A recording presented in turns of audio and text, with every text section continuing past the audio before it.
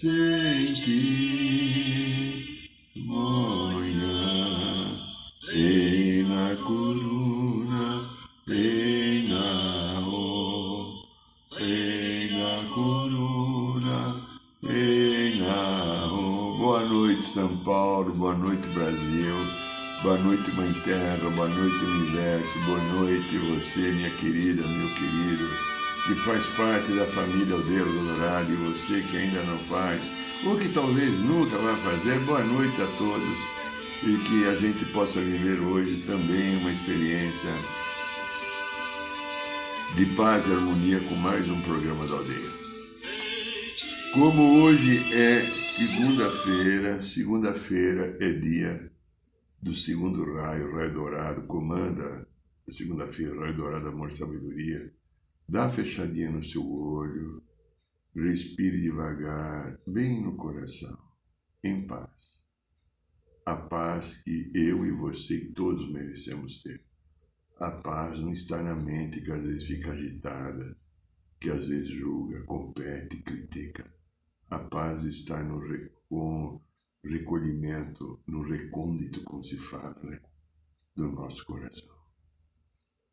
E através do nosso coração, usando o nosso poder de escolha, o nosso livre-arbítrio no coração, eu vou me conectar com a energia do segundo raio, mentalizando o raio dourado, amor, sabedoria, pedindo que os queridos mestres Confúcio, Arcanjo Jofiel e Constância derrame sobre todos nós que estamos aqui em sintonia do programa da Aldeia, com essa sagrada energia do segundo raio, amor, sabedoria, para que ela direcione a minha semana, esse último mês do ano, para que eu possa manter a minha paz, o meu equilíbrio e a minha serenidade em frente ou de frente ou em confronto a todos os desafios que nós, seres humanos, estamos vivendo, todos que estamos aqui no planeta Terra. Que assim seja. Aqui é o Irineu de Liberale ainda, né? Falaram, por que você muda de nome? Mas por que vai mudar de nome? Aí começou uma conversa tão inútil que demorou 15 anos, eu falei, vou continuar Irineu. Muito bem, pessoal. Não vamos perder o bom humor, né? Mesmo que as piadas sejam às vezes... a gente está num momento muito sério da vida humana. Eu e você, talvez tivéssemos tido, eu e você, né? Você, qualquer você, 8 bilhões de vocês que estão por aí. Um momento tão delicado há 12.200 anos atrás, quando a Atlântida submergiu. Ali também foi uma questão muito complicada que aconteceu. Eu lembro algum tempo atrás, eu estava atendendo uma senhora, uma mulher, querida, virou querida amiga, reikiana também. Ela trabalhava na Procuradoria do Estado de São Paulo, pessoa de muita cultura, uma advogada brilhante. E ela me procurou com algumas questões sobre a filosofia de vida, entendimento da vida, o que estou fazendo aqui, sabe? Aquela muito do que a gente vai falar hoje aqui agora. E como a gente não encontrou no aqui e agora, e ela tem um discernimento extremamente acima da média, né? Uma boa espiritualidade, uma mediunidade bonita, nós resolvemos fazer algumas... Isso faz 15 anos, 16 anos atrás. 16 anos atrás. Aí naquele tempo eu fazia regressão de memória. Hoje raramente eu preciso fazer, tem outros mecanismos desenvolvidos. E nós atingimos na regressão de memória o momento que ela estava em alguma região do planeta não identificada, também não tem importância, que ela viu e pressentiu que a água estava subindo. Ela percebeu que as pessoas da família já não tinham como se salvar e ela subiu no monte mais alto que tinha. E foi 2 ou 3 dias, parece, eu não lembro exatamente agora, também não tem importância, mas o que importa A água continuou subindo. Daqui a pouquinho ela não tinha mais chão. E ela conseguiu se entregar ao desencarne, não vamos falar morte, o desencarne em paz. E se sentiu quando aquela leveza no trabalho de regressão, quando a pessoa entra no estado de leveza porque ela desencarnou. Aí ela começou a entender vários aspectos daquilo que estava acontecendo com ela, por que ela tinha determinadas emoções. E creio que ela passou a aceitar mais a sua própria condição humana e aquilo que fazem parte da lei divina, que eu, você e todo mundo às vezes brigamos com a lei divina. Porque quando no momento a lei divina devolve para mim aquilo que eu mesmo fiz, eu estou com uma dificuldade afetiva, não dá nada certo. O que tem aqui nesse campo para curar? Eu estou com uma dificuldade da minha saúde, por causa do meu joelho aqui que está me aborrecendo, né? Que é uma história cósmica. O que eu posso fazer? Eu, pessoa, Irineu, estou fazendo tudo. Médicos, fisioterapeuta, acupuntura, tudo. E tem melhorado? Tem, mas é uma história antes da Terra, que vai ter uma solução quando eu tiver perdão daqueles que talvez eu tenha machucado em outras épocas. É o que eu sei até hoje. Mas às vezes a dificuldade está no trabalho, as coisas não andam, não movimentam, não acontece, está tudo enrolado, está tudo preso. Então, essas histórias todas fazem parte do campo que está aqui. Esse campo que está aqui, repetimos de novo, ele vai se precipitando conforme eu libero outro. Sabe? Então, eu estou trabalhando num campo aqui agora. Esse campo eu começo a ter um entendimento, uma superação, ele sai, desce um outro. Aí eu estou trabalhando isso aqui, eu vivo os desafios dele, às vezes de aceitar, a ter humildade, a ter compaixão, a pedir perdão, a ter sabedoria para lidar com essa ação, esse campo vai, desce um outro. Cada um de nós, os 8 bilhões de pessoas, temos um campo grande de coisas que foram nossas próprias atitudes. Repetimos as palavras da espiritualidade, que a gente tem a graça e a bênção de na Deus dourada, temos muitos seres informativos. Deus não castiga, Deus não pune, Deus dá a oportunidade, como a vida é uma experiência, de a gente estar em confronto com o desequilíbrio que nós praticamos para reverter e equilibrar. Então, a dor que está no teu coração, o sentimento que você tem das coisas, que às vezes pode ser uma relação familiar, um problema no trabalho, um problema na saúde, um problema de dificuldades na espiritualidade, ou outros, não importa, está relacionado à tua própria energia, à minha própria energia, que eu emiti um dia, e como ela ficou em desequilíbrio, ela fica nesse campo aqui e ela é precipitada, ela volta de novo na minha frente para que eu possa enfrentar e curá-la. Como enfrentar e curá-la? Aí é uma coisa complicada. Talvez, eu possa estar errado, eu vou falar a minha opinião, deve ter outras verdades superiores à minha, mas a principal energia é humildade para aceitar. Aceitar aquele momento que está doendo, aceitar aquele momento que está incomodando, aceitar que a coisa não é do meu jeito. Como é duro para o Irineu, né? Deve ser para os outros também. Não é do meu jeito. Não é no jeito, eu não quero nada para o outro, do outro. Eu quero determinada minha saúde de volta. Eu quero determinados meus caminhos sem obstáculos. E eles existem porque foi os impedimentos que eu deixei pendente em caminhos passados. Não há julgamento do pai e da mãe. Como a vida é uma experiência de Deus, ou da deusa, ou dos dois, eu volto a repetir as histórias, e essas histórias que a gente volta a repetir têm o intuito de transformar, de equilibrar, de curar.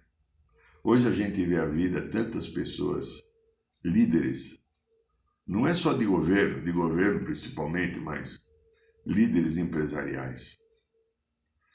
pessoas que estão no sistema financeiro que têm o poder, o acesso de determinar caminhos. Eu vou falar uma coisinha só do que da minha leitura que pode estar errada. A subida do dólar nessa semana que passou. O dólar chegou a R$6 aqui no Brasil. Como o desemprego caiu pela taxa mais baixa nos últimos anos, nas últimas décadas do Brasil. Como a inflação está basicamente sob controle. O governo está tentando instituir um pacote para que possa vir a diminuir os gastos que ele tem e adequar a normas de mercado. O que aconteceu? Como aqueles que vivem nos seus ares condicionados, com salário de 30, 40, 50, 80, 100, 200, 300 mil reais ou mais por mês, que quase que sempre tem muito dinheiro aplicado no Brasil e no exterior. Esse pessoal não concordou com a maneira que o governo. Então o que eles fazem? Lançam boatos e o dólar sobe e a dívida do país aumenta. O governo está tentando diminuir a pobreza, mas esses que estão no poder. Mas esse poder não está só no mercado financeiro, está na indústria alimentícia.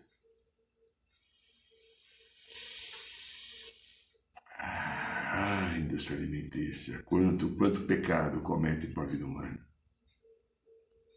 Mas não está na mídia, na diversão, naquilo que é noticiado que não tem a verdade. Está a necessidade de fabricar tantas armas para matar o próximo. Quantos mais? Entende? Então,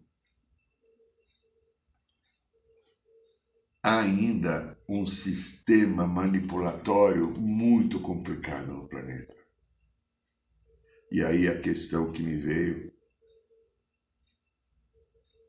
foi no sábado de manhã, quando eu estava lá no Recanto da Dourada para começar a segunda etapa da limpeza e harmonização do ritual do Ayahuasca que fizemos esse final de semana, me veio a seguinte frase: eu sou vítima da experiência humana? Interrogação. Vamos pensar então um pouquinho se eu sou vítima da experiência humana. A vida é um movimento, a vida é experiência, porém muitos movimentos da experiência humana podem nos levar no mínimo a dois caminhos. Um seria a estagnação, afundamento em vícios e negação, inclusive, dos princípios básicos da criação da vida.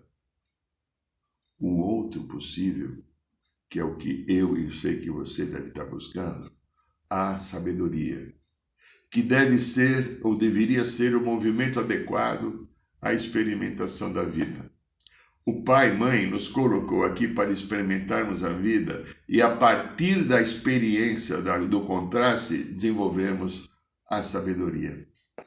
Por isso que o planeta Terra é iluminado por um sol dourado. Saiba, outros sóis que existem por aí não são dourados. Dourado é o segundo raio, amor, sabedoria. É o raio mais importante para a vida humana, quem está aqui no planeta, que ele visa nos trazer o amor, sabedoria, para que a gente aprenda a lidar com a nossa própria natureza humana. Então veja, o ser humano tem buscado enormemente conhecimento, as escolas, as faculdades, as filosofias, até as religiões. Elas têm um princípio que às vezes são bons.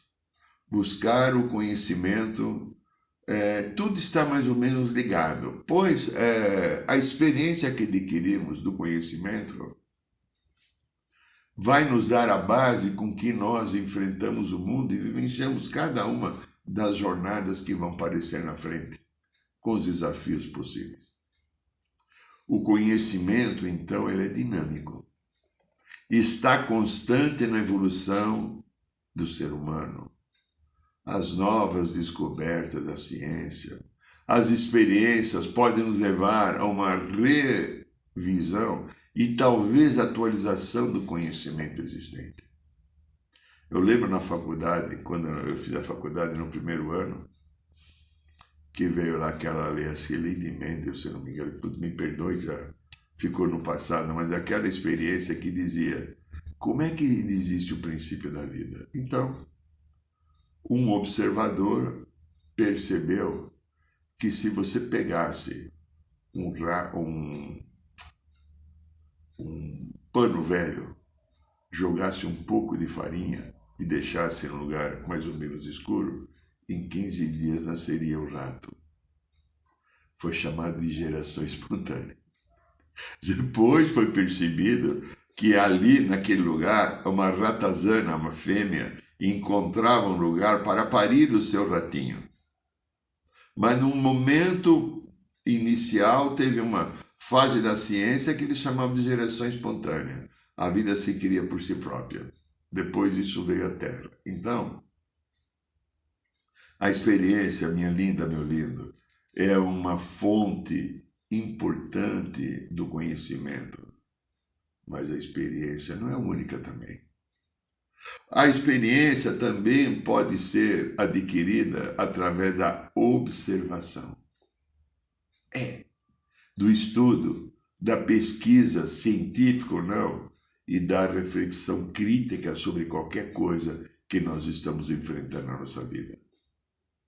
O conhecimento humano, ele se torna sempre limitado e sempre haverá mais a ser descoberto, porque a nossa mente não tem a competência de perceber tudo. Ela pega um pequeno viés, um viés de alguma coisa, mas tem faltado outras coisas, porque a nossa mente ainda está presa a uma vida de terceira dimensão e existe uma realidade do espírito a partir da vida de terceira dimensão, que poucos seres com paranormalidades conseguem entender a dualidade da existência, que é dualidade no sentido, esta vida da matéria e um conjunto de vidas espirituais. Conversando com uma pessoa nesse sábado que fez o ritual da ayahuasca, e essa pessoa tem um determinado problema de dores na região da bacia. É um barato esse tipo de coisa. E está fazendo tratamento, está fazendo fisioterapia, e a dor vai, a acupuntura vai e volta, vai e volta. Aí de repente não teve um contato no momento da ayahuasca, nós temos um contato com os extraterrestres, que a gente é o povo das estrelas, esses queridos e amados seres. E aí um deles virou e falou assim, o teu quadril está doendo porque ele saiu, precisa dar um ajuste. E eles deram um ajuste, ou seja, não é na dimensão física, na dimensão extrafísica, e a dor do quadril naquele momento parou. Olha, as experiências, elas são também influenciadas pelas nossas percepções, emoções, crenças, contexto. A experiência, ela pode ser subjetiva. Às vezes essa subjetiva, ela é excelente, importante. Ela pode ser parcial. E também adequado que a gente percebemos as amplas possibilidades que nós temos de interpretar a realidade. A realidade da existência da vida de cada um de nós não é somente aquilo que eu tenho conseguido perceber com os meus sentidos. Ainda tem coisas a mais a serem descobertas, percebidas, por isso a necessidade de ficar no centro, porque a minha mente não consegue captar a realidade desse todo. Imagine nós do planeta Terra, nós que trabalhamos aqui na aldeia, eu no consultório, com memórias de vidas passadas. A minha história, eu tenho trabalhado nesses anos, acho que acima de 45, 50 memórias minhas do passado. E trabalho com vários pacientes, 10, 12, 15 memórias diferentes, que trazem determinadas emoções, sensações, obstáculos a serem superados. Imagine se eu, na terceira dimensão, com um ego e uma criança interior machucada, ferida, cheio às vezes de vaidade, de orgulho, de preconceito, de mimimi, de reclamação, de vitimização, eu olhasse tudo que está nesse campo a ser curado, talvez eu me suicidasse. Eu aqui na Terra, devido a um conjunto de circunstâncias, poucos de nós temos maturidade para lidar com a realidade daquilo que precisa ser curada. E aquilo que precisa ser curada foram ações minhas. Não é castigo de Deus, não é o capeta, não é o Satanás. É a minha história que volta para ser dignificada. Olha, a gente entende, é muito interessante quando a gente pega lá desde a filosofia grega, que começou a questionar o sentido da vida. Por que a vida existe, né? Qual o propósito da vida existe?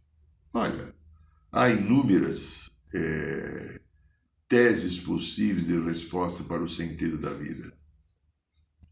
E elas estão frequentemente relacionadas com a religião ou com a filosofia. Então a religião e a filosofia tentaram explicar e têm a sua validade importante para tirar o homem da mente, do seu niilismo, da sua atitude extremamente arrogante e fechada, daquela lei antiga do talião de olho por olho, dente por dente, para que a gente tentássemos entender. Num passado de 2000 anos antes, nós matamos qualquer pessoa que se impusesse no nosso caminho. Os julgamentos daquilo que acontecia no planeta com as pessoas eram sumários. Quem tinha o poder da terra tinha o direito de mandar matar ou chicotear um trabalhador seu, que era como se fosse escravo, porque ele era o dono da terra, ele era o dono do capital. Então, a vida humana criou barbaridades, mas houveram, felizmente, pessoas que foram estudando, que foram observando, que foram intuindo. Então, opiniões sobre o sentido da vida podem, por si próprias, se distinguir da opinião pessoal. Teve um escritor, ele é austríaco, né? Esse homem, o nome dele é Viktor Frankl. Ele ficou preso em Auschwitz e ele escreveu, depois que ele conseguiu se libertar, e claro, ele estando preso no campo de concentração, então não sei de história muito dele, mas era judeu, né? E havia o extermínio do judeu pela consciência nazista. Quando ele saiu, logo depois que ele foi libertado, ele escreveu um livro muito importante, O Homem em Busca do Sentido. E esse livro, durante um período grande após a sua publicação, inspirou milhões de pessoas no mundo a assumir uma atitude firme, uma atitude de dizer sim para a vida e não para a dor. Aí eu falo comigo, eu falo com você. Você que é um homem ou uma mulher em busca do sentido, ou em busca de sentido, você diz sim para a vida e não para a não vida que tenta o tempo inteiro entrar na nossa mente e trazer transtorno. Esse Viktor Frankl, ele viveu, não é Franklin, é Frankl, é KL no final, né? Ele viveu uma história, acho que ele viveu aqui no planeta até 1997, alguma coisa assim, né? E ele fala dos horrores do Holocausto que ele viveu. O que é ele estar no campo de concentração? O que lhe permitiu sobreviver?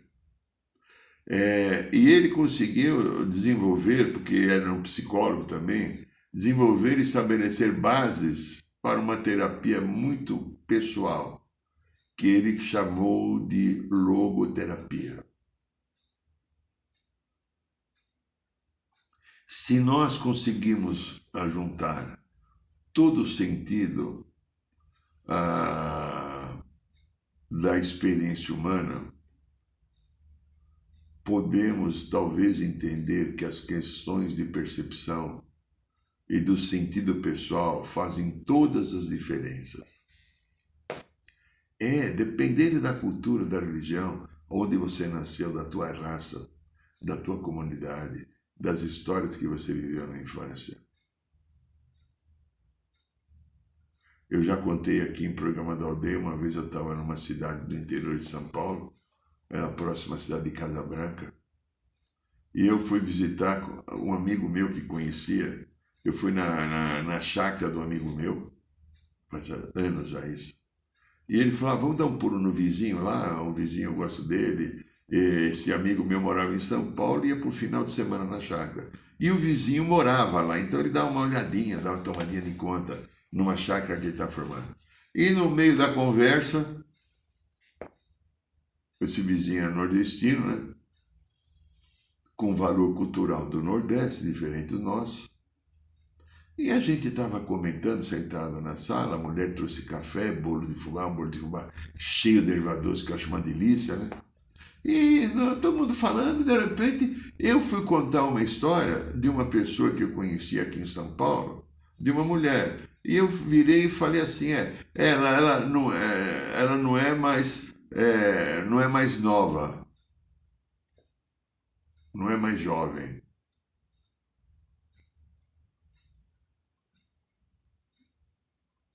Ficou um silêncio. Eu percebi que aquele senhor que estava olhando para mim, ele virou a cara, não olhou mais. E esse meu amigo fingiu que foi fazer alguma coisa no carro e me chamou lá fora. Irineu, você não sabe como que eu falei? Não é mais jovem? Não é mais jovem? Na visão e na cultura deles, uma mulher que não é mais jovem, não é mais virgem. E dentro da moral, do valor dele, você estava ofendendo ele na casa dele, falando de talvez uma prostituta. E eu não imaginava, porque não foi nada disso. Uma mulher que não é mais jovem, não é mais moça, desculpa, terceiro, ela não é mais moça. Eu tinha naquele tempo 30 anos e aquela mulher que eu estava contando uma história tinha 45 por aí. Não é mais moça, não é mais moça. Não é mais moça quer dizer que é uma mulher que já vive uma relação sexual. E naquela cultura firme que existia naquele tempo, de 1969, quando ocorreu essa história, 1969, não, 78, né, faz bastante anos atrás,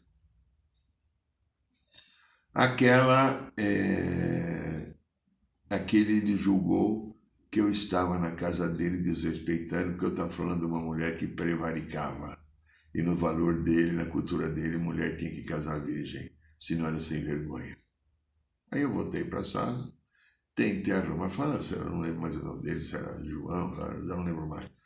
Quando a gente, aqui no valor de São Paulo, quando a gente fala mulher, nesse sentido que ele falou, que ela não é uma mulher, a gente está falando o sentido da idade. É uma pessoa mais velha do que eu. Mas eu não consegui consertar. E na hora de ir embora, ele me deu a mão sem olhar na minha cara. Então, a gente está no meio de um jogo de um monte de coisas. Houve um momento que o ser humano é um momento de grande fragilidade, onde a consciência estava baseada no ego, como fala a espiritualidade. E assim, por estar baseada no ego, veio para cada um de nós um enorme desejo de poder. E esse desejo de poder permitiu que essa fragilidade, desalinho com o nosso espírito e o nosso poder de escolha, o nosso livre-arbítrio, ele acabou tendo uma interferência absurda de seres da quarta dimensão que interferiram no nosso DNA, alteraram o DNA para que a gente não percebesse o divino. Colocaram implantes, chips, mexeram no nosso cérebro, na sua glândula pituitária, pineal, na suprarrenal, no cardíaco, nos órgãos genitais, sexuais nossos, para que ficássemos eternamente afastados da consciência divina, que pode se manifestar em nosso coração a hora que eu quiser, porque a consciência divina está aqui no coração. Então, esses seres de quarta dimensão, servindo os seus propósitos de busca de poder e manipulação, alinhou as suas energias com o astral inferior do planeta que existe nas regiões umbralinas. E o que aconteceu? O ser humano que veio aqui na Terra para desenvolver a consciência crística ficou longe da consciência crística. Nós ficamos longe do coração. E aí, então, o que a gente criou no planeta Terra? Esse caos. Por isso que o Mestre Jesus nasceu aqui no planeta. Para desvendar esse caos, para trabalhar a iluminação do ser humano. Então, eu nunca sou vítima da experiência humana. Eu me tornei vítima da experiência humana pela minha própria ingenuidade. Eu fui ingênuo no desejo de criar uma vida bonita e ampla que me sustentasse através do poder, e através do poder que a maior dificuldade foi o trabalho que a gente fez na quinta-feira na Roda de Cura. O poder é o maior desafio do ser humano. Maior desafio que o ser humano vive. Porque quando ele está no poder, ou ele tem o interesse por poder, ele tem a chance de desequilibrar. Então, a criação humana determinou, mesmo a Terra sendo um planeta biblioteca, como falam os seres queridos aos pleiadianos, a Terra foi criada como um crisol para ser um lugar maravilhoso de vida. Isso será no futuro. É a maior experiência humana. Mas nós temos agora que limpar os arquivos. Temos que limpar a caixa preta. Temos que limpar os pedaços que ficaram presos, os pedaços que ficaram em desalinhos. E esses pedaços vêm para cada um de nós agora. Batendo na nossa porta, nos chamando disso, nos chamando daquilo, tirando a nossa consciência, fazendo com que a gente repita determinados padrões, fazendo com que a gente se sinta diminuído, fazendo com que a gente se sinta pequeno, com dores, às vezes se vitimizando, culpabilizando alguém do meu desdito, que foi eu mesmo que criei. Como a gente fala na aldeia, há um coração. Ao caminho do coração para que eu deixe de ser vítima da experiência humana. O caminho do coração, do eu superior, da minha consciência crítica, vai me transformar, promovendo a aceitação, promovendo a misericórdia de mudar o padrão para que eu atinja aquilo que deve ser atingido. Eu sou um ser divino vivendo uma experiência humana e no meu coração a presença do Senhor Deus Pai Mãe está eternamente presente. Quando eu percebo e consigo praticar essa presença de Deus, a minha vida se transforma. É possível de novo eu estar entrar em estado de alegria, de paz.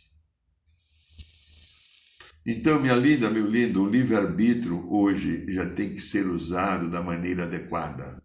Nós tivemos oportunidade de usar o livre-arbítrio para criar uma situação de vítima. E nós temos que usar o livre-arbítrio para sair da vítima, sair da dor, sair da maledicência, sair do julgamento, sair da não aceitação do outro, sair de se sentir melhor, achar que eu sou superior, não sou nada mais igual ao outro. Mesmo que o outro viva uma situação hoje de inferioridade cultural, às vezes financeira e às vezes social, porque ele está resgatando algum momento que precisou, talvez por excesso de ter usado o poder de maneira inadequada. Então, se eu fui ou sou ainda vítima da experiência humana, eu tenho o poder agora de reverter essa situação e criar a minha verdadeira história, a história que me leve ao crescimento, à cura e ao equilíbrio. Este é o programa da Aldeia, meu querido, minha querida. Eu quero falar agora sobre o carnaval, nosso carnaval xamânico que a gente faz há alguns anos já. O curso Resgatando o Xamã Interior, que vai ser no carnaval, dia 1º, 2, 3 e 4 de março. É um curso que modifica a nossa vida. Você vai aprender a natureza do xamanismo, o que representa esse conceito filosófico e espiritual do xamanismo, que nos liga à Mãe Terra e tudo aquilo que a Mãe produz, o entendimento que somos todos um. Você vai aprender a abrir uma roda de cura, você vai aprender a usar um cachimbo sagrado para fazer limpeza. No cachimbo a gente não fuma, só pita. Você vai receber tomaraca, que também tem um poder de limpeza e agregação. Você vai conhecer ervas de poder, pedras, cristais. Conhecer o teu animal de poder, todo mundo tem. Conhecer o teu mestre xamã, todo mundo tem. Você vai participar de 3 rituais maravilhosos. O ritual do cachimbo sagrado, que é de muita espiritualidade. O ritual no banho de cachoeira, onde é aberto um canal seu para trazer um ancoramento de maior espiritualidade para a tua vida, que também é emocionante. Você vai participar do ritual da ayahuasca. Mas o principal, que é o caminho do nosso curso Resgatando o Xamã Interior, ele nos leva a um caminho do coração, um caminho da consciência crística. E as pessoas têm profundas mudanças na sua vida, na sua visão de espiritualidade, na sua visão de alimentação, na sua visão de tratar consigo mesmo. É um trabalho extremamente curativo e já estamos no 51º curso. Em 22 anos já fizemos 50 cursos de formação. São mais de 650 xamãs. Então, está feito o convite. Se você sentir no coração que você quer viver 4 dias de muita espiritualidade, de muita reflexão, de muito aprendizado e sair na terça-feira, 19 horas, com o teu coração totalmente diferente, dá uma entradinha no site da Aldeia, olha a informação, a programação, tudo que a gente vive. Tem lá vídeos gravados, depoimentos que pessoas fizeram, e você pode dividir em 7 pagamentos. E manda um e-mail, lá tem um e-mail, você manda um e-mail e você faz sua inscrição, ok? Então, agradeço e abençoo o seu carinho, a sua presença, esperando que esse último mês do ano seja para todos nós de grande ressignificação do nosso caminho e a consciência crística do Natal, mesmo que Jesus não nasceu em dezembro, não importa. Como se criou a egrégora, essa egrégora de paz e harmonia tome conta de todos os nossos corações. Boa noite, São Paulo, boa noite, Brasil, boa noite, Mãe Terra, boa noite, Universo. Saiba mais sobre os nossos rituais de ayahuasca, cursos de xamanismo e rodas de cura. Acesse o site www.aldeiarosadourada.org.br.